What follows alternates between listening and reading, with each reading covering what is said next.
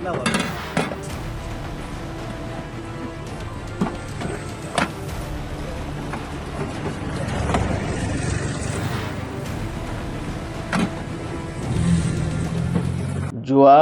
কালি আবেলি আমাৰ এটা বিশেষ অভিযান চলিছিলে আৰু এই অভিযানটো লক্ষীপুৰ থানাৰ অন্তৰ্গত উজান তাৰাপুৰ অঞ্চলত এই অভিযান চলিছিলে আৰু এই অভিযান কালত আমি 30টাকৈ চাবোনৰ বাকচত সন্দেহযুক্ত হিৰোইন থকা অৱস্থাত আমি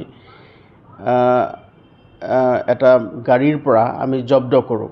এই গাড়ীখন চুবুৰীয়া ৰাজ্যৰ পৰা ইয়ালৈ আহিছিলে আৰু যেতিয়া গাড়ীখন ইণ্টাৰচেপ্ট কৰা হয় তাত থকা যিজন ব্যক্তি তেওঁৰ নাম দিলৱাৰ হুছেইন, তেওঁৰ ঘৰ হ'ল পাথাৰকান্দি শ্ৰীভূমি। তেওঁ এই গোটেই সামগ্ৰীখিনি 30টা চাবোনৰ বাকচত সন্দেহযুক্ত হিৰোইন তেওঁ কঢ়িয়াই লৈ আহিছিলে আৰু যেতিয়া আমি স্থলীতে আৰু ইণ্ডিপেণ্ডেণ্ট উইটনেছৰ উপস্থিতিত আমি গোটেই সামগ্ৰীখিনি তাত ড্ৰাগ টেষ্টিং কিটৰ জৰিয়তে আমি পৰীক্ষণ কৰোঁ আৰু পৰীক্ষণ কালত সম্পূৰ্ণৰূপে ইতিবাচক উত্তৰ পোৱাৰ পিছত আমি গোটেই সামগ্ৰীখিনি স্থলীতে আমি জব্দ কৰোঁ। যিখিনি সামগ্ৰী আমি জব্দ কৰিলোঁ বা জব্দকৃত সামগ্ৰীৰ তাৰ ওজন আছিলে 401 গ্ৰাম।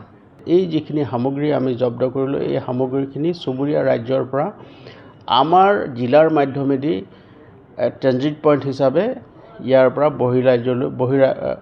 ৰাজ্যলৈ লৈ যোৱাৰ তেওঁলোকৰ এক পৰিকল্পনা আছিলে আৰু সামগ্ৰীখিনিৰ চোৰাং বজাৰত ইয়াৰ মূল্য প্ৰায় 3 কোটিৰো অধিক হ'ব।